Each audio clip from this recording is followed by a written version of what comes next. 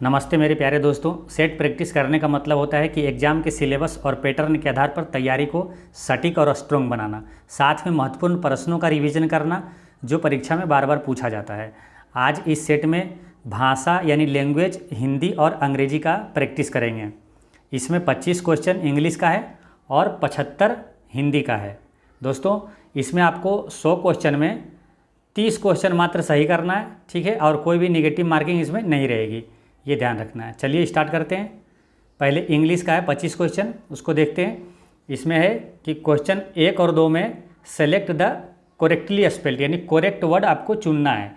जैसे वैलिडेक्शन एक होता है, वैलिडेक्शन मतलब होता है विदाई, तो वैलिडेक्शन इसमें से कौन सा सही है, ठीक है। तो इसमें देखिए ये ऑप्शन नंबर बी सही है, ठीक है, VALEDICTION वैलिडेक्शन ये वाला सही है, ठीक है।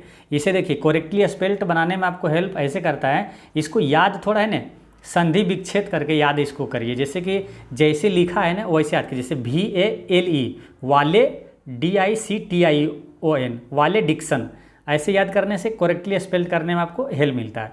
वाले डिक्शन ये हो गया आंसर बी। नेक्स्ट क्वेश्चन है कि अकोमोडेट, अकोमोडेट मतलब होता है कि समायोजित करना। तो अकोमोडेट इसमें सही कौन सा है? इसमें ACCOMMODAT ये वाला सही है। जैसे ऑप्शन में सब दिया हुआ है, किसी में डबल सी दे दिया, किसी में एक ही एम दिया है, किसी में सिंगल सी और सिंगल एम दिया है। तो इसे ध्यान रखना है कि ACCOMMODAT अकोमोडेट मतलब होता है विदाई करना, ये ध्यान रखना है। इसका करेक्ट आंसर ए है, ठीक है। एक होता है अकोमोडेशन, जैसे ITE है तो यहाँ ई हटाकर ION लग जाता है ना, अकोमोडेशन, उसका मतलब होता है आवास यानी निवास, रेसिडेंस। नेक्स्ट क्वेश्चन है,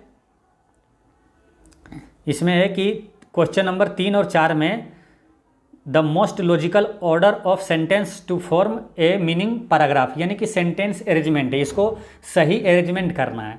तो इसको देखिए, इसको क्या है ना अंडरस्टैंडिंग होना चाहिए। जब आप इसका हिंदी जैसे समझ जाएंगे तो आसान हो जाएगा। और कुछ होता है कि प्रीपोजिशन के बाद जो वर्ड आता है, कंजक्शन आता है, उस टाइप से कुछ ध्यान रहेगा तो इसको आसानी से कर सकते हैं। जैसे इन दोज डेज यानी कि उन दिनों, अब उन दिनों ये फ्रेजल वर्ब हो गया उन दिनों। अब यहाँ क्या है, अब क्वेश्चन का है सेंटेंस स्टार्ट होगा, ठीक है, सेंटेंस स्टार्ट होगा, उसमें सब्जेक्ट पहले होना जरूरी है। जैसे कि in those days there were hardly, ठीक है, देयर वेयर हार्डली एनी यानी कि कोई भी चीज़ बड़ी मुश्किल से, एनी यानी एनी के बाद पी वाला तो नहीं आएगा, एनी कोल तो नहीं आएगा। इसका कहना है कि there were hardly any ambulance available on call to ferry patient to hospitals. इसका मतलब होता है कि उन दिनों मरीजों को अस्पताल ले जाने के लिए कॉल करने पर मुश्किल से ही कोई एम्बुलेंस उपलब्ध होती थी। तो इसका पहले जैसे इन दोज डेज आ जाएगा, उसके बाद इसका स्टार्ट होगा क्यू वाला, ठीक है। तो क्यू जैसी होगा तो आप समझ जाइए कि सब्जेक्ट वाला होगा, देयर वेयर हार्डली एनी, तो यानी कि ऑप्शन नंबर सी और बी नहीं होगा। तो there were hardly any ambulance यानी क्यू के बाद आर आएगा, तो क्यू के बाद आर यहाँ है, इसका करेक्ट आंसर हो जाएगा डी। नेक्स्ट क्वेश्चन है कि द मेजोरिटी ऑफ, अब मेजोरिटी ऑफ यानी कोई भी चीज़ का ज़्यादातर जो है वो इसके बाद क्या आएगा, ये वर्ब तो नहीं आएगा, ये प्रीपोजिशन ये नहीं आएगा। अब देखिए द मेजोरिटी ऑफ कोई भी जैसे वस्तु या तो व्यक्ति का ही आएगा। जैसे कि the majority of highly educated Indians यानी कि उच्च शिक्षित भारतीय लोगों का एक मेजोरिटी, ये सही सूटेबल हो रहा है, यानी कि पहले पी आएगा, ये ध्यान रखना है, पी जैसी आएगा यानी कि सी और डी नहीं होगा, ठीक है। अब है कि the majority of highly educated Indians, अब ये एक अथी बन गया subject, the majority of highly educated एक सब्जेक्ट बन गया। अब इसके साथ क्या वर्ब चाहिए, तो क्यू पहले आना चाहिए ना, do not vote during the general elections, इसका करेक्ट आंसर हो गया ए। नेक्स्ट क्वेश्चन है, अब क्वेश्चन नंबर 5 और 6 में क्या है, आइटम ऑफ फ्रेज बताना है। एक कोल्ड फिश, इसका मतलब होता है कि भाव शून्य व्यक्ति, ठीक है, जिसके अंदर कोई इमोशंस या तो वो नहीं हो। जैसे कि इसका आंसर हो गया ऑप्शन नंबर सी, यानी कि समवन हु सीम्स अनफ्रेंडली, यानी कि जैसे होता है ना कि कोई दोस्ती करने से भी हिचकिचाता है, या तो कोई फीलिंग्स उसके अंदर ना हो, भाव शून्य व्यक्ति है ना। Someone who seems unfriendly and who does not share his feelings. तो इसका आंसर हो गया सी। नेक्स्ट क्वेश्चन है, ये फ्रेज है कि बेंड ओवर बैकवर्ड्स, तो इसका मतलब होता है कि सहायता प्रदान करने के लिए हर संभव प्रयास करना। तो इसका करेक्ट आंसर हो जाएगा option number B, make every effort to achieve something specially to be fairs और हेल्पफुल, यानी सहायता करने के लिए हर संभव प्रयास करना। बेंड ओवर बैकवर्ड का मतलब होता है सहायता प्रदान करने के लिए हर संभव प्रयास करना। नेक्स्ट क्वेश्चन है कि appropriate alternative which is opposite, यानी कि इसमें अपोजिट वर्ड चुनना है, ठीक है। यानी कि विपरीतार्थक शब्द, यानी कि अस्कोलरी, अस्कोलरी मतलब होता है कि विद्वान, जैसे पढ़ा लिखा व्यक्ति, ठीक है। अस्कोलरी विद्वतापूर्ण, तो इसका क्या होगा अपोजिट, तो मूर्ख ही होगा ना, मतलब पढ़ा लिखा नहीं होगा। इग्नोरेंट मतलब होता है मूर्ख, यानी कि पढ़ा लिखा व्यक्ति नहीं होता है। इग्नोरेंट मतलब होता है जाहिल, अनपढ़, ठीक है। तो यह अस्कोलरी विद्वान, तो इसका अपोजिट हो जाएगा डी, इग्नोरेंट।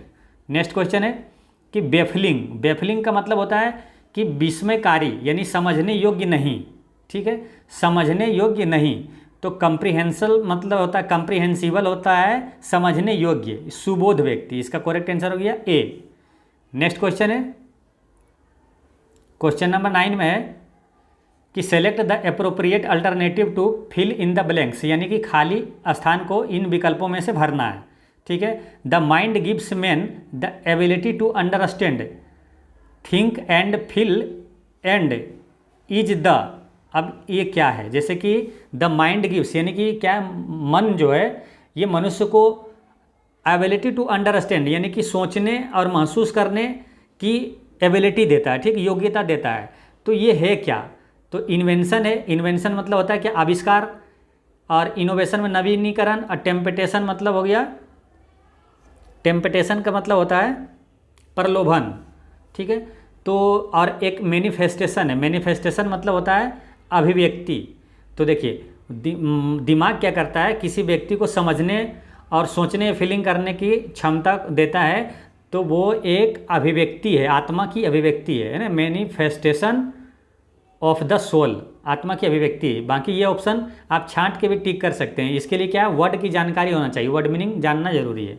नेक्स्ट क्वेश्चन है कि everyone is made dash each other, तो या मेड के साथ कौन सा प्रीपोजिशन लगेगा, तो इसमें लगेगा everyone is made at each other, यानी कि हर कोई एक दूसरे से बना है। इसका करेक्ट आंसर ए है। नेक्स्ट क्वेश्चन है, इसमें क्या है, which is the best substitute of the sentence, यानी कि सबस्टिट्यूट इसमें बताना है, यानी अनेक शब्दों का एक शब्द इसका हिंदी होता है। जैसे ए स्टेटली और impressive building housing A tomb of A group of tombs, देखिए टॉम्ब मतलब होता है कब्र, ठीक है, समाधि। तो कब्र का एक समूह जो होता है, वो बनाया हुआ जो घर होता है, बिल्डिंग हाउसिंग, वो क्या कहलाता है, तो इसे कहते हैं मौसोलियम, मौसोलियम यानी कि समाधि, मौसोलियम मतलब होता है समाधि। नेक्स्ट क्वेश्चन है कि exposed to possibility of being attacked और हार्म्ड आइदर फिजिकली और इमोशनली, तो देखिए इसका मतलब है कि expose to possibility of being attacked और हार्म्ड आइदर फिजिकली और इमोशनली, यानी कि कोई भी उसे शारीरिक रूप से या तो इमोशनली रूप से आसानी से उस पर आक्रमण किया जा सके, उसमें संभव हो कि आसानी से उस पर आक्रमण किया जा सके, उसे क्षति पहुंचाया जा सके, तो उसका आंसर होता है वल्नरेबल। इसका मतलब होता है वल्नरेबल, असुरक्षित, यानी कि कोई भी उसे चोट पहुंचा सकता है, हानि पहुंचा सकता है, वल्नरेबल।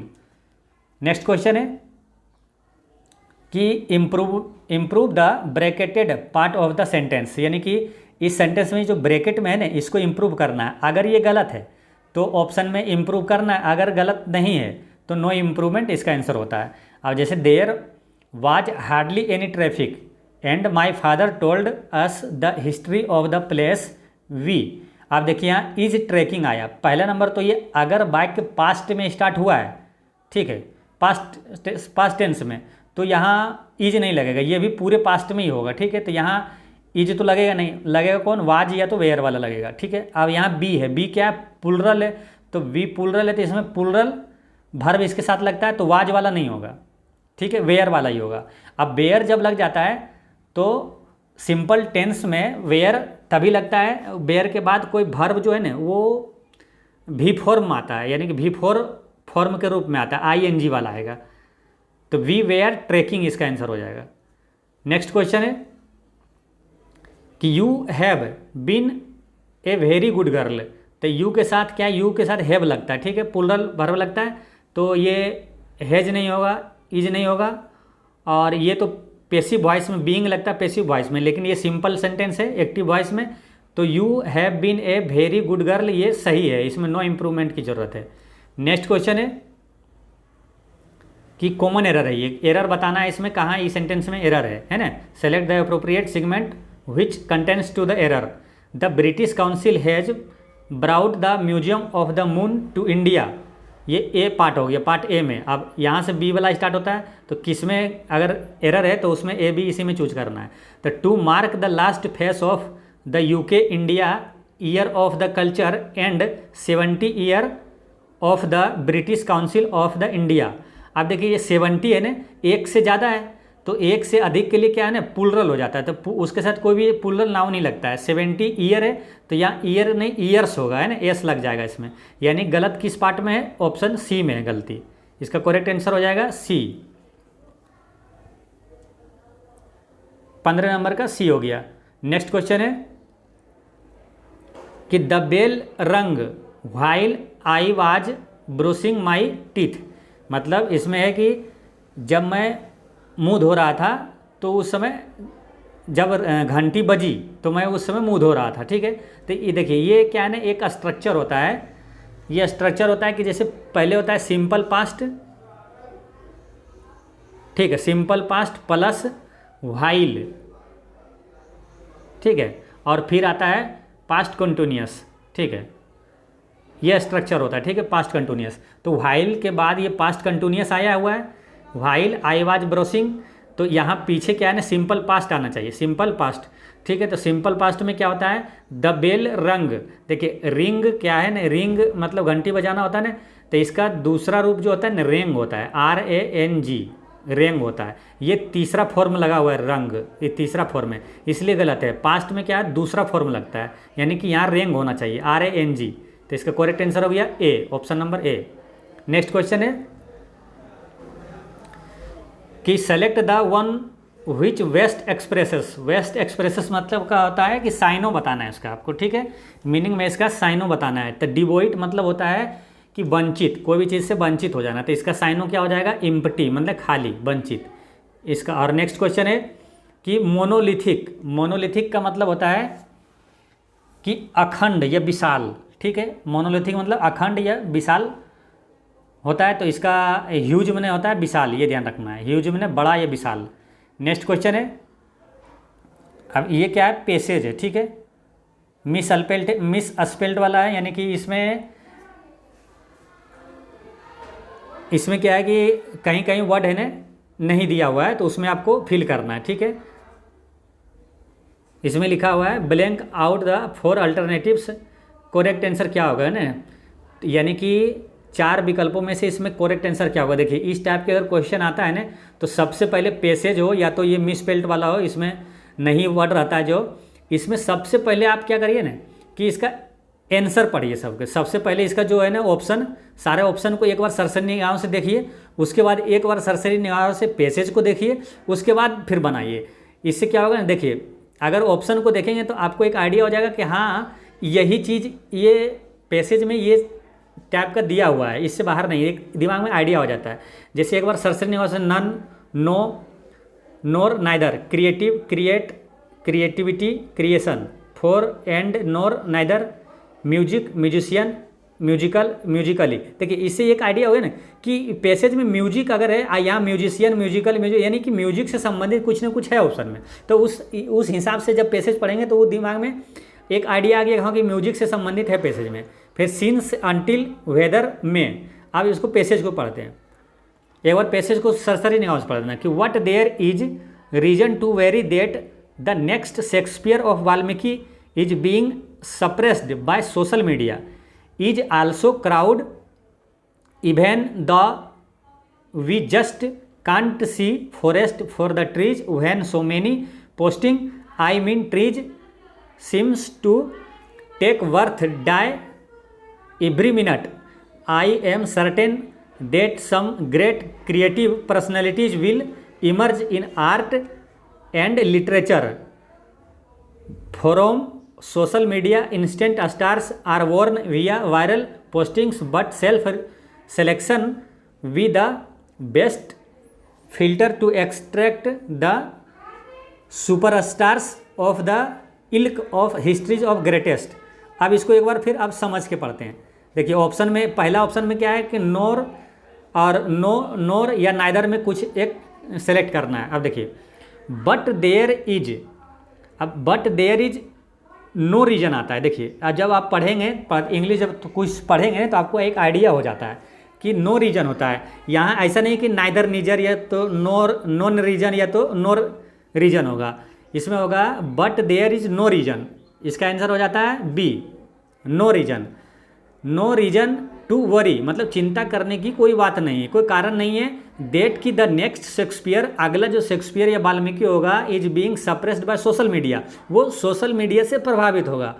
ठीक है, अब यहाँ क्या है कि यहाँ फुल स्टॉप लग गया, अब यहाँ इज है तो इसके पहले एक सब्जेक्ट आना चाहिए। ठीक है, तो सब्जेक्ट क्या हो सकता है, तो क्रिएटिव एक वर्ब हो जाता है, क्रिएट नाउन हो जाता है, क्रिएशन, तो एक एडवर्ब जो है ना वो सब्जेक्ट के रूप में काम करता है। तो इसका आंसर यहाँ हो जाता है कि क्रिएटिविटी यहाँ होगा। Creativity is also crowd sourced even the we just can't see the forest for the trees when so many postings I mean trees seem to take worth यानी कि जन्म, और यहाँ है खाली स्थान और डाई यानी जन्म और मृत्यु, इस टाइप की कोई चीज़ होगा, है ना।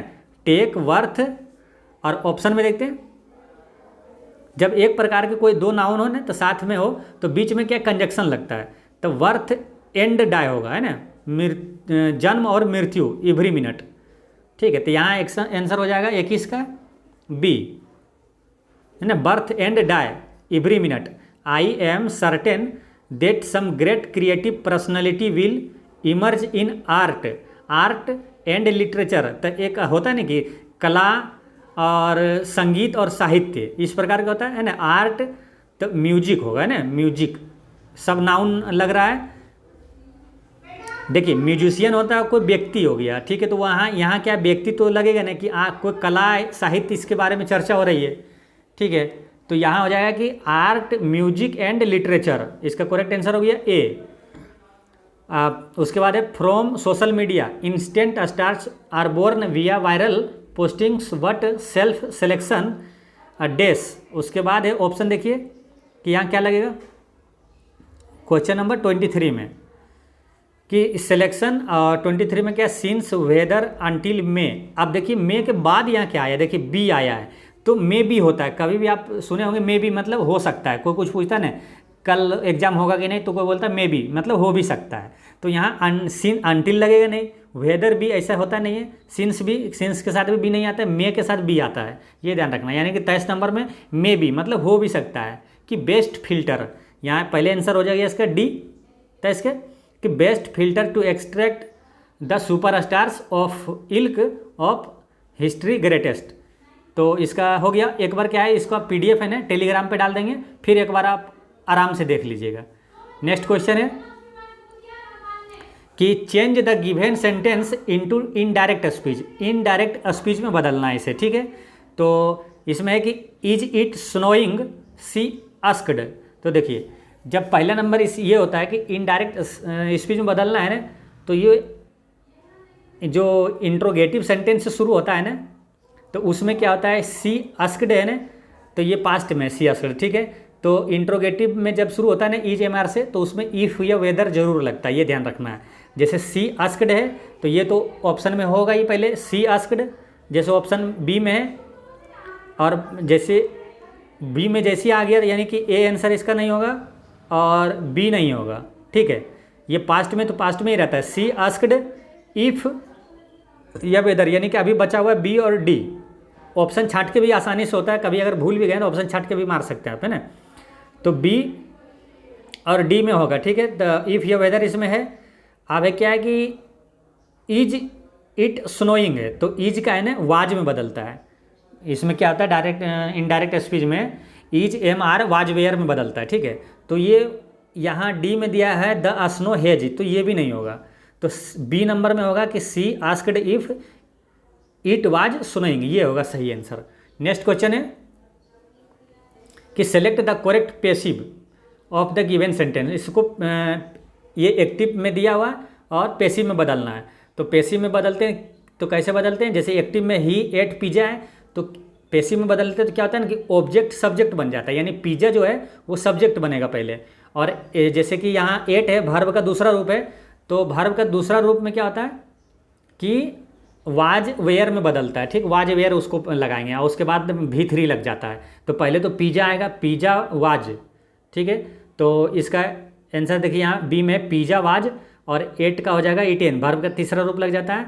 और रावेनसली और बाय के बाद फिर ये जो सब्जेक्ट है वो ऑब्जेक्ट बन जाता है, यानी इसका करेक्ट आंसर हो गया बी नंबर कि pizza was eaten ravenously by him. Next question है, अब देखिए इंग्लिश समाप्त हो जाता है, अब हिंदी स्टार्ट होता है कि तृष्णा का विपरार्थक शब्द यानी एंटो शब्द क्या है। तो तृष्णा का विपरार्थक होता है बी तृष्णा, ये ध्यान रखना है। नेक्स्ट क्वेश्चन है 27 कि कुल कुल शब्द युग्म के सही अर्थभेद का चयन कीजिए। देखिए एक कुल का मतलब होता है वंश और एक कुल का मतलब होता है किनारा, ये ध्यान रखना है। तो इसका करेक्ट आंसर हो जाएगा बी वंश और किनारा। नेक्स्ट क्वेश्चन है कि निम्न में से कौन सा शब्द पुल्लिंग नहीं है। तो पुल्लिंग नहीं है, देखिए पानी क्या है, ये पुल्लिंग है, बाजरा पुल्लिंग है, हीरा पुल्लिंग है, ये वीरांगना जो है ना पुल्लिंग नहीं है, ये स्त्रीलिंग है। ये वीर जो वीर होता है ना पुल्लिंग होता है, तो वीर पुल्लिंग का स्त्रीलिंग होता है वीरांगना, यानी ये स्त्रीलिंग है। नेक्स्ट क्वेश्चन है क्वेश्चन नंबर 29 कि जो सब कुछ जानता है तो वो सर्वज्ञ कहलाता है। नेक्स्ट क्वेश्चन है कि इनमें से कौन सा शब्द भाववाचक संज्ञा नहीं है। भाववाचक यानी भावना से रिलेटेड होता है, इमोशनल, ठीक है। तो भाववाचक संज्ञा नहीं है, देखिए मनाही, मना करना या तो विद्वता खुशी, ये भाववाचक संज्ञा है। ये सोना, ये गोल्ड वाला सोना है, ठीक है, तो ये भाववाचक नहीं है। इसका करेक्ट आंसर हो गया सी। नेक्स्ट क्वेश्चन है कि वह मेरा भाई है जो कमरे में बैठा है, निम्न में से कौन सा वाक्य है। तो देखिए अगर दो वाक्य ना जो जिसके इससे अगर जुड़ा हो तो वो मिश्र वाक्य कहलाता है, ठीक है, ये ध्यान रखना है। स्वर संधि कितने प्रकार के होते हैं। तो स्वर संधि होता है 4 प्रकार के। नेक्स्ट क्वेश्चन है स्वर संधि होता है 5 प्रकार के। ऑप्शन नंबर डी सही है। नेक्स्ट क्वेश्चन है गुरु गोविंद दो खड़े काके लागू पाए, है ना, काके होता है, काके लागू पाए। नेक्स्ट क्वेश्चन है कि सही विकल्प का चयन करें जो शुद्ध वाक्य है। तो शुद्ध वाक्य है कि मैंने गुरु जी के दर्शन किए, ये शुद्ध है। नेक्स्ट क्वेश्चन है कि माथे पर बाल पड़ना मुहावरे का सही अर्थ क्या है। तो इसका आंसर क्या होगा, असंतोष प्रकट करना। नेक्स्ट क्वेश्चन है कि लड़के को बुलाओ का सामान्य बहुवचन बताएं। तो इसका बहुवचन होगा कि लड़के को बुलाओ का होगा लड़कों को बुलाओ। नेक्स्ट क्वेश्चन है कि धावक तेज गति से दौड़ते हैं, तो वाक्य में तेज गति क्रिया विशेषण का कौन सा भेद है। देखिए कोई भी क्रिया का जो रीति बताता है, विधि, यानी कि वो किस प्रकार से दौड़ा, यानी तेज दौड़ा, धीरे दौड़ा, है ना, जल्दी जल्दी दौड़ा, मतलब ये अगर कोई विधि रीति बताता है ना, तो जैसे वो तेज गति से दौड़ा, तो यानी कि इसका विधि किस विधि से दौड़ा, किस रीति से, तो वो रीतिवाचक कहलाता है, ये ध्यान रखना है। नेक्स्ट क्वेश्चन है कि शुद्ध वर्तनी वाला शब्द है। तो इसका करेक्ट आंसर है ज्योत्सना, ये शुद्ध है, ठीक है। प्रदर्शनी में क्या है ना, ये प्रदर्शनी, ये हर्षिकार नहीं होता इसमें, ये ध्यान रखना। प्रदर्शनी में मानवीयकरण में मानवीकरण होता है, ठीक है, यो नहीं होता है।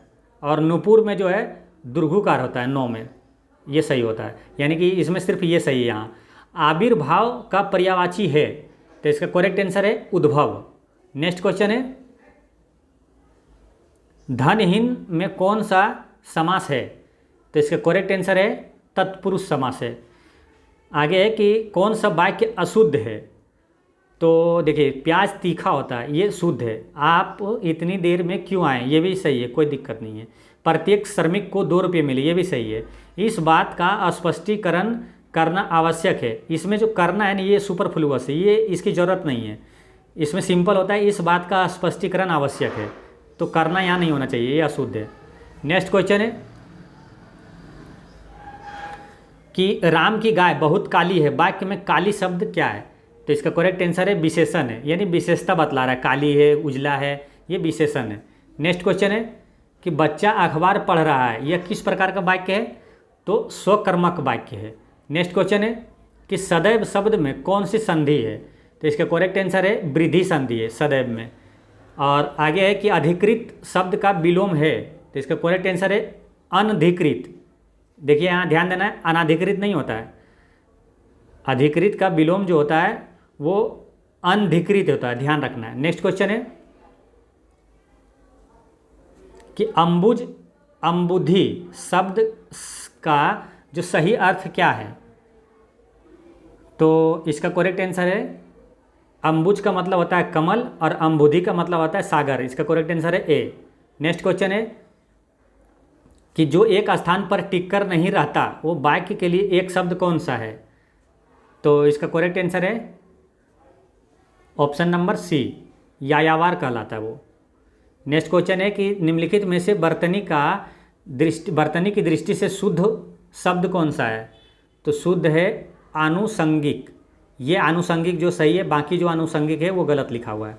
नेक्स्ट क्वेश्चन है कि शशांक शब्द का पर्यायवाची है, तो शशांक शब्द का पर्यायवाची होता है चंद्रमा। कारक के कितने भेद होते हैं, तो इसका करेक्ट आंसर है 8 भेद होते हैं। नेक्स्ट क्वेश्चन है कि पैसेज है, ठीक है, पैसेज क्या देखने में बड़ा लगता है लेकिन काफ़ी आसान होता है, इसका बस यही ध्यान रखना है कि पहले आंसर पढ़िए, ठीक है, कि क्वेश्चन क्या कर रहा है, ठीक है, क्वेश्चन इसका पढ़िए पहले, उसके बाद फिर इसका आंसर देंगे। क्वेश्चन में क्या है ना, एक आइडिया मोटा मोटी लग जाता है कि हमको कौन सा उसमें से सिलेक्ट करना है, तुरंत दिमाग में क्लिक करेगा जब पैसेज पढ़ेंगे कि हाँ ये क्वेश्चन पूछा हुआ था। तो इसमें 55 तक है क्वेश्चन, ठीक है। तो इसमें देखिए पहला क्वेश्चन है कि सभ्य इंसान की पुरानी फितरत का हिस्सा रहा है, एक क्वेश्चन ये है, यानी कि उसमें ढूंढना है जब पैसेज पढ़ेंगे कि सभ्य इंसान की पुरानी फितरत का हिस्सा क्या रहा है, ठीक है। दूसरा कि मानव शरीर के तापमान के संदर्भ में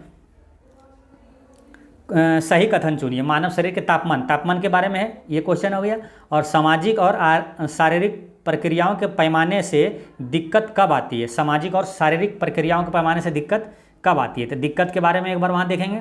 और 98.6 डिग्री वाला ये है के संदर्भ में असत्य कथन कौन सा है, इसके बारे में वहाँ ध्यान देना है। और जोनाथन हुसैन ने हाल ही में क्या किया, इसके बारे में ध्यान देना है। आप देखिए पैसेज जैसे ही पढ़ते हैं, देखिए कि मापना सभ्य इंसान की पुरानी फितरत का हिस्सा रहा है। देखिए क्वेश्चन पुरानी फितरत वाला आंसर क्वेश्चन आया था, देखिए यहाँ आया ना कि सभ्य इंसान की पुरानी फितरत का हिस्सा रहा है, तो क्या रहा है, देखिए पहले सेंटेंस में ही वो आंसर दिया हुआ है, देखिए कि मापना सभ्य इंसान की पुरानी फितरत का हिस्सा रहा है, यानी कि 51 का आंसर हो जाएगा मापना, यानी मापना सभ्य इंसान की पुरानी फितरत का हिस्सा रहा है।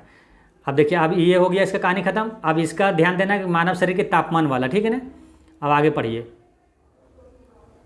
कि दुनिया भर के सभ्य समाजों ने अपने अपने ढंग से समय को, दूरी को, गति को, आकार को, क्षेत्रफल को मापने के पैमाने विकसित किए हैं। फिर एक ऐसा दौर आया जब हर चीज़ को ही नापा जाने लगा, जैसे सर्दी, गर्मी, सुख, दुख, अर्थव्यवस्था, महंगाई को, और यहाँ तक कि अक्ल को भी। इसी के साथ 150 साल पहले एक और पैमाना विकसित हुआ इंसान के बुखार को मापने का। कार्ल वंडरलिच ने शरीर के इस तापमान को समझने के लिए लंबा शोध किया, किसने किया था, ठीक है, यहाँ आगे चलते हैं। वह इस नतीजे पर पहुँचे कि 98.6, देखिए 98.6 आ गया। अब यहाँ ध्यान देना, डिग्री फ़ारेनहाइट शरीर का सामान्य तापमान है, ठीक है। और शरीर का तापमान अगर इससे ज़्यादा हो तो इसका अर्थ होता है बुखार। यदि तापमान निश्चित व्यवसाय का मानक बन गया है, यही तापमान, ठीक है। 98.6 का आंकड़ा जल्द ही एक मुहावरा बनकर समाज और संस्कृति के कई क्षेत्रों में इस्तेमाल होने लगा।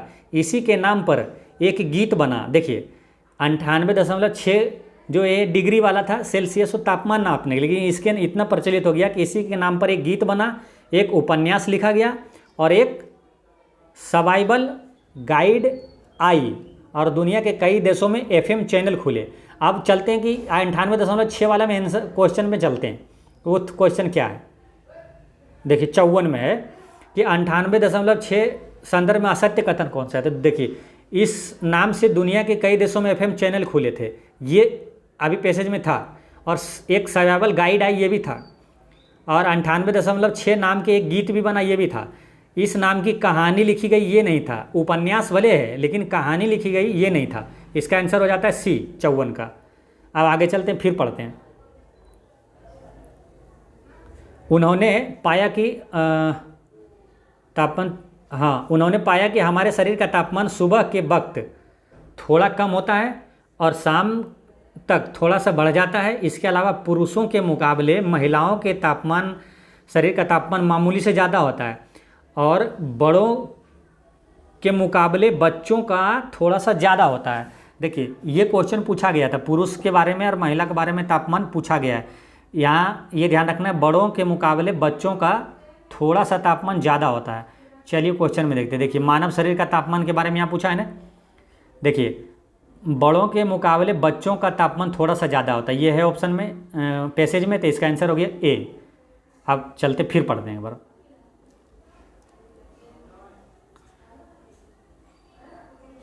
आगे कि फिर अलग अलग तरह के लोगों के शरीर का तापमान सामान्य अलग अलग होता है, यानी पूरे मानव समुदाय के लिए 98.6 डिग्री फ़ारेनहाइट का मानक सही नहीं है। वह इस नतीजे पर पहुंचे कि शरीर का सामान्य तापमान और बुखार दोनों ही जटिल चीज़ें हैं, एक आंकड़े के सरलीकरण में नहीं समझा जा सकता है। सच तो यह है कि सटीक पैमाने सिर्फ भौतिक चीज़ों और प्रक्रियाओं के ही बनते हैं।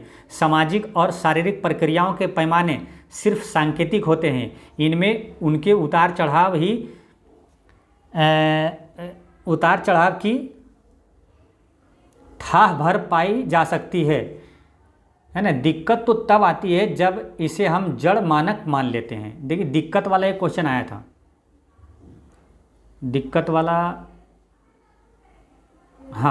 वाला देखिए यहाँ, सामाजिक और शारीरिक प्रक्रियाओं के पैमाने से दिक्कत तब आती है जब इसे मानक जड़ मापक, लास्ट में देखिए यहाँ दिया हुआ है हम इसे जड़ मानक मान लेते हैं। देखिए यहाँ ना लास्ट में दिया हुआ था, इसे हम तब आती है इसे जब हम इसे जड़ मानक मान लेते हैं। यानी कि पैसेज में ही सारा आंसर दिया हुआ रहता है, बस एक बार ध्यान से पहले क्वेश्चन पढ़ लीजिए फिर पैसेज पढ़िए, आसानी से आंसर हो जाएगा।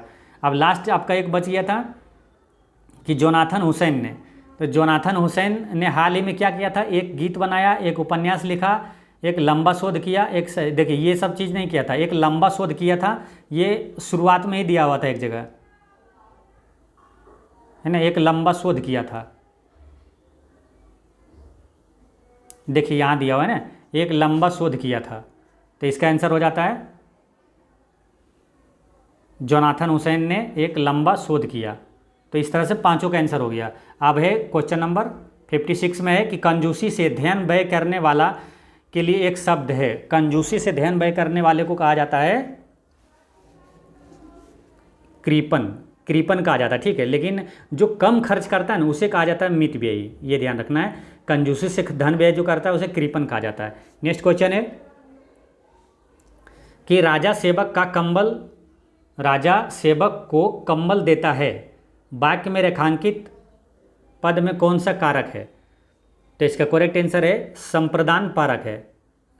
नेक्स्ट क्वेश्चन है कि निर्धन में कौन सी संधि है। तो इसका करेक्ट आंसर है विसर्ग संधि है। प्रतिदिन शब्द में समास कौन सा है, तो अव्ययी भाव है। व्योम शब्द का पर्यायवाची शब्द नहीं है, तो इसका करेक्ट आंसर है डी, पावक। ये जो है ना व्योम का नहीं है, व्योम का पर्यायवाची शब्द अंतरिक्ष, अंबर और नभ होता है। नेक्स्ट क्वेश्चन है 60 के बाद 61 कि कर्कश का विलोम क्या होता है? कर्कश माने खुरदरा, कर्कश है ना, तो इसका मधुर होगा। संस्कार शब्द में किस उपसर्ग का प्रयोग हुआ है? तो संस्कार में सम का, सम मतलब पूर्णता होता है, ठीक है, और इसमें सम उपसर्ग का प्रयोग हुआ है। नेक्स्ट क्वेश्चन है कि निम्नलिखित में से किस शब्द में नी प्रत्यय नहीं लगा है? तो नी प्रत्यय नहीं लगा है नौकरानी में, बाकी शेरनी में, मोरनी में, कुटनी में लगा है, और नी प्रत्यय नौकरानी में नहीं लगा हुआ है। नेक्स्ट क्वेश्चन है सरल वाक्य में बदलिए, जो विद्यार्थी साहसी होते हैं वे उन्नति करते हैं। इसे सिंपल में बदलना है, सिंपल सेंटेंस में, तो हो जाएगा कि ऐसे विद्यार्थी जिनमें साहस होते हैं वे उन्नति करते हैं। नेक्स्ट क्वेश्चन है कि दिन जल्दी जल्दी ढल रहा है, तो जल्दी जल्दी क्या है? देखिए दिन ढल रहा है तो धीरे धीरे ढल रहा है, ये जल्दी जल्दी ढल रहा है, ये किस प्रकार का ढल रहा है? रीति बता रहा है, विधि, तो ये रीतिवाचक कहलाता है। निम्नलिखित में से कौन सा शब्द दोनों वचनों में समान होता है? तो देखिए कथा का कथाएं हो जाता है, लता का लताएं, कुटी का कुटियाँ, कुटियाँ हो जाता है, लेकिन सरसों है ना, एक वचन और बहुवचन दोनों में यही होता है, सरसों। इसका आंसर हो गया बी। नेक्स्ट क्वेश्चन है कि निम्नलिखित में से किस विकल्प में से सभी शब्द भाववाचक संज्ञा शब्द है? सभी भाववाचक है, तो इसमें है ऑप्शन नंबर बी, सौंदर्य, चतुराई, बुढ़ापा और करुणा, ये सभी क्या है ना, भाववाचक है। भाववाचक मतलब क्या होता है ना कि वह संज्ञा जो व्यक्ति या पदार्थों के धर्म या गुण बताता हो, वो भाववाचक कहलाता है। नेक्स्ट क्वेश्चन है कि निम्न में से कौन सा पुल्लिंग शब्द है? तो इसका करेक्ट आंसर है कष्ट एक पुल्लिंग है, बाकी तिथि, रीति, सुंदरता ये स्त्रीलिंग है। नेक्स्ट क्वेश्चन है 69 क्वेश्चन में थोड़ा सा यहाँ कट गया है, लेकिन मैं बता दे रहा हूँ। खिसियानी बिल्ली खंभा नोचे मुहावरे का अर्थ क्या है? तो इसका अर्थ होता है कि अपनी शर्म छिपाने के लिए व्यर्थ झुंझलाना। नेक्स्ट क्वेश्चन है कि निम्नलिखित में से कौन सा शब्द वर्तनी की दृष्टि से शुद्ध है? तो इसका करेक्ट आंसर है व्यवहारिक, ये शुद्ध है, बाकी प्रशंसा गलत है। क्यों? तो प्रशंसा में मालूम क्या होता है, ऐसे लिखा था प्रशंसा, ये गलत लिखा हुआ है, प्रशंसा ऐसे लिखा था, ये हो गया। तत्कालिक में होता है ना, तत्कालिक ऐसे नहीं लिखा था, तात्कालिक होता है, आकर यहाँ लगता है, तो में आकर। और ये जो है वीर हानि है ना, तो वीरहीनी होता है, हो में हर्षिकार होगा। नेक्स्ट क्वेश्चन है कि बच्चे धीरे धीरे चल रहे हैं, तो चल रहे हैं कैसे? धीरे धीरे, ये रीति बता रहा है, तो रीतिवाचक हो गया। नेक्स्ट क्वेश्चन है कि सूर्य के छिपने पर अंधेरा छा गया, संयुक्त वाक्य में इसको बदलिए। तो संयुक्त वाक्य में ऐसे बदलेंगे कि सूर्य छिप गया और अंधेरा छा गया। नेक्स्ट क्वेश्चन है कि हमें भारतीय सेना पर गर्व है, तो सेना इसमें क्या है? देखिए क्या होता है कि किसी वस्तु या तो व्यक्ति का समूह जो है ना, वो समूहवाचक कहलाता है। तो सेना क्या होता है? सेना मतलब कई सेनाओं का एक समूह हो गया, तो हो गया समूहवाचक। इसका करेक्ट आंसर हो गया ऑप्शन नंबर डी। वचन की दृष्टि से कौन सा जोड़ा सही नहीं है? तो इसमें सही नहीं है कौन सा? देखिए लता लताएं ये सही है, किताब किताबें ये सही है, और घोड़ा घोड़े ये सही है, सखी सखियों ये गलत है, सखी और सखियाँ होती है, मेरी प्यारी सखियाँ। नेक्स्ट क्वेश्चन है, इसका आंसर डी। नेक्स्ट क्वेश्चन है कि निम्नलिखित में से स्वकर्मक क्रिया का वाक्य है? तो इसका करेक्ट आंसर है ऑप्शन नंबर बी, बालिका निबंध लिख रही है, ये स्वकर्मिक क्रिया का वाक्य है। नेक्स्ट क्वेश्चन है कि अत्यधिक का शुद्ध संधि विच्छेद क्या है? तो इसका शुद्ध संधि विच्छेद है अति प्लस अधिक, अत्यधिक। नेक्स्ट क्वेश्चन है कि गुरुदेव शब्द में कौन सा समास है? तो इसका करेक्ट आंसर है कर्म धारय। निम्नलिखित विकल्पों में से किनारा शब्द का अनेकार्थी रूप नहीं है? तो इसका करेक्ट आंसर है घेरा, ये किनारा शब्द का अनेकार्थी नहीं है। बाकी किनारा शब्द का अनेकार्थी रूप में तट आ जाता है, पार्श्व आ जाता है, हाशिए पे आ जाता है, ये आ जाता है। घेरा जो है ना, ये चक्र का अनेकार्थी रूप है, चक्र का अनेकार्थी रूप होता है घेरा, पहिया, ये सब। नेक्स्ट क्वेश्चन है कि निषिद्ध के लिए सही विलोम शब्द है? तो इसका करेक्ट आंसर है विहिद, निषिद्ध के लिए विहिद है। निम्नलिखित में से किस शब्द का वर्तनी शुद्ध है? तो शुद्ध वर्तनी इसमें है कुमुदिनी, ये वाला कुमुदिनी, बाकी ये तीनों गलत लिखा हुआ है, कुमुदिनी। नेक्स्ट क्वेश्चन है, देखिए ये पैसेज है। अब पैसेज काफ़ी आसान होता है, बस देखने में लगेगा भारी लेकिन सिंपल ही होता है। कई पैसेज का तो क्वेश्चन का आंसर है ना आप बिना पैसेज पढ़े हुए मार सकते हैं। अब जैसे इसको देखिए, समय का सदुपयोग का अर्थ है। अब ऑप्शन इसमें देखिए क्या है, उसका अनादर करना, तो समय का सदुपयोग मतलब अनादर नहीं करना होगा, तो ये तो आंसर नहीं होगा, ये कन्फर्म हो गया। उसे व्यर्थ करना भी नहीं होगा, क्योंकि समय का सदुपयोग का मतलब थोड़ी ना होता है कि व्यर्थ करना, तो ये भी नहीं। इस तरह से छांट के आप मार सकते हैं। उसे संभाल कर रखना, तो संभाल के, समय को संभाल के रखना, क्या समय को संभाल के रखे हुए रहेंगे तो उससे काम नहीं चलेगा ना, मतलब उसे क्या व्यर्थ नहीं गंवाना, बस सदुपयोग करना, व्यर्थ नहीं गंवाना। इसका आंसर बी हो जाता है। ठीक है, छात्रों के लिए समय का सदुपयोग अधिक आवश्यक है, तो अधिक आवश्यक क्यों है, तो वो सदा पीछे रहते हैं उससे, ये गलत है। कभी भी सफल नहीं होते, तो समय का सदुपयोग करने से ऐसा थोड़ी ना होगा कि कभी सफल नहीं होगा, ये गलत है। सदुपयोग करने से सदा विफल होते हैं, ये भी गलत है। इसका आंसर सिंपल सा ये हो गया, ऑप्शन नंबर ए, जो इसकी महत्ता समझते हैं वो सफल होते हैं, ये सही है। यानी कि इसका ये सही हो गया और इसका बी सही हो गया। और आगे क्या है कि समय धन से अधिक महत्वपूर्ण क्यों है, तो आप ऑप्शन देखिए, समय नहीं मिलता, ये नहीं होगा। धन वापस मिल जाएगा लेकिन समय नहीं, ये सही लग रहा है। आगे इसको भी पढ़ लीजिए, समय वापस मिल जाएगा लेकिन धन नहीं, ये गलत है कि नहीं।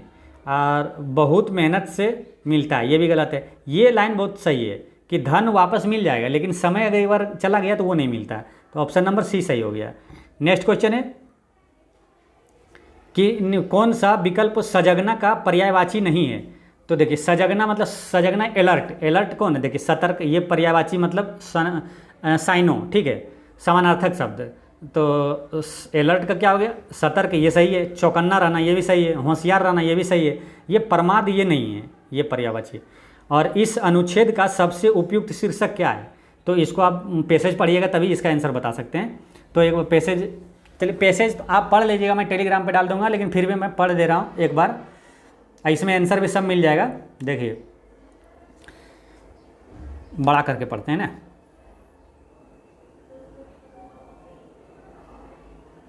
कि समय का आदर करना ही इसका सदुपयोग करना है।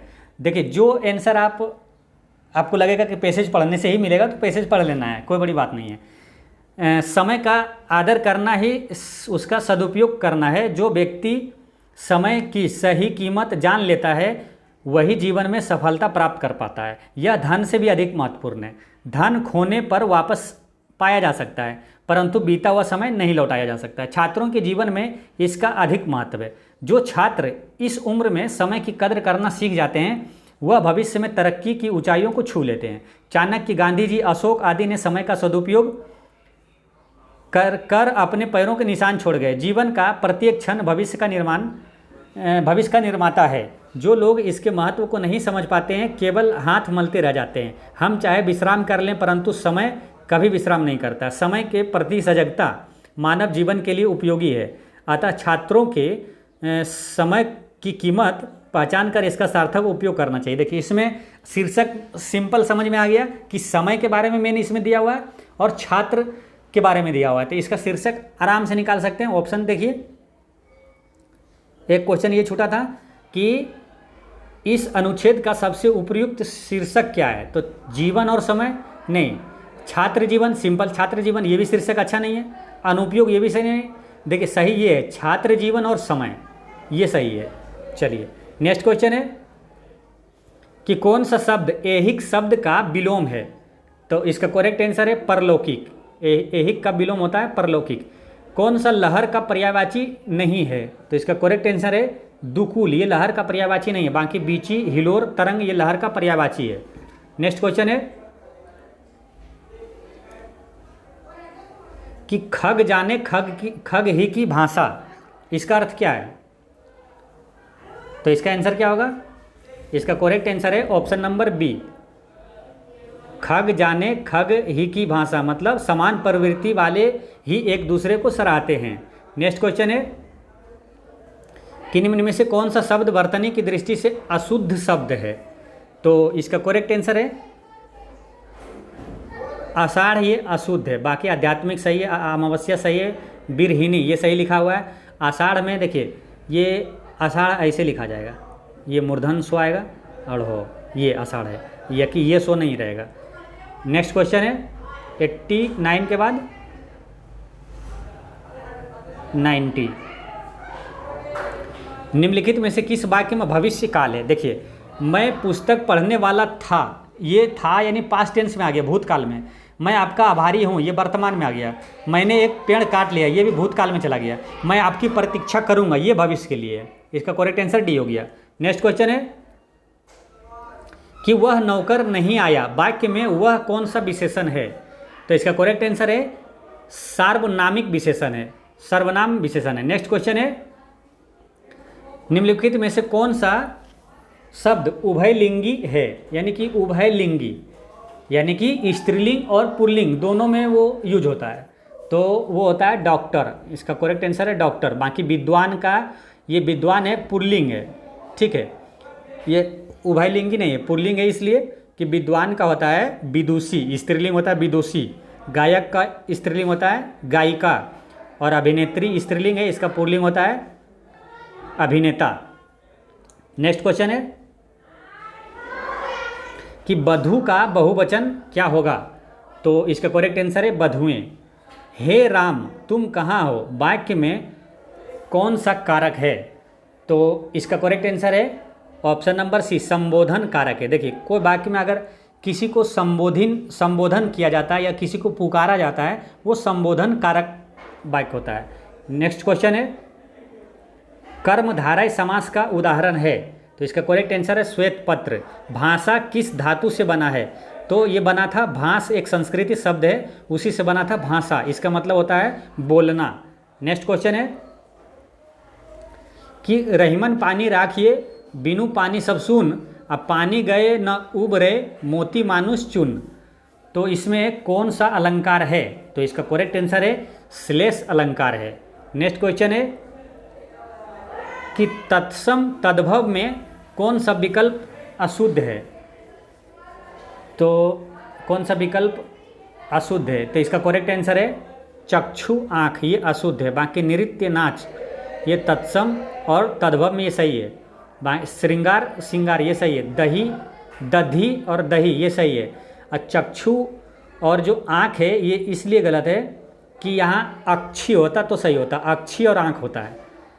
नेक्स्ट क्वेश्चन है कि हिंदी में कुल कितने वर्ण होते हैं? तो हिंदी में कुल 52 वर्ण होते हैं, ठीक है। ये आप कभी भूल भी जाएं इसलिए इसको यहाँ से रिलेट कर लीजिए। ताश में कितने पत्ते होते हैं? 52, तो वहीं से याद करना है, वहीं सिंपल रिलेट कर लीजिए। हिंदी में कुल कितने वर्ण होते हैं? 52। नेक्स्ट क्वेश्चन है कि निम्नलिखित में से कौन सा वर्ण का उच्चारण दम्भ से नहीं होता है? ठीक है, देखिए अगर आप दम्भ नहीं समझ पा रहे हैं, ठीक है, तो कोई दिक्कत नहीं है। इसमें है कि कौन सा वर्ण उच्चारण दम्भ से नहीं होता है। आप सिंपल एक काम करिए कि सब का उच्चारण कर लीजिए, ठीक है। आंसर तो एक ही होगा, ठीक है, ये चारों में से एक होगा। तो जो 3 है ना, एक जैसा आपको उच्चारण लगेगा, जैसे आप बोलेंगे, जैसे तो उच्चारण जो भी जैसे तलवा से होता है या तो जी से होता है या तो होंठ से होता है, तो आपको 3 लगेगा। अगर एक जैसा है, अगर एक नहीं वैसा है तो वही आंसर हो जाएगा। जैसे तो, नो, दो, अच्छो, देखिए ये चो अलग इसका उच्चारण हो रहा है, तो इसका आंसर डी हो गया। ऐसे टिक कर देना, नहीं भी जानते हैं तो वो भी टिक कर देना, बढ़िया सोच समझ के। दोस्तों इस तरह सटीक 100 MCQ होता है समाप्त। पिछले वीडियो में आपसे एक क्वेश्चन पूछा था कि बिहार का प्रथम मुस्लिम विजेता कौन था? तो वो था बख्तियार खिलजी। अब बख्तियार खिलजी कौन है मालूम? ये जो नालंदा विश्वविद्यालय और विक्रमशिला विश्वविद्यालय को ध्वस्त किसने किया था? तो बख्तियार खिलजी ने किया था। आज का क्वेश्चन है कि पटना को प्रांतीय राजधानी कौन बनाया था? दोस्तों मैं जो भी क्वेश्चन पूछता हूँ ना लास्ट में, वो BPSC द्वारा पूछा हुआ क्वेश्चन रहता है, इसलिए आप इसको अगर जानते हैं तो ज़रूर इसका कमेंट में लिखें। अगर नहीं जानते हैं तो गूगल से सर्च मार लें एक बार, उससे क्या होगा आपको याद भी हो जाएगा, और कमेंट में ज़रूर लिखें। जय हिंद।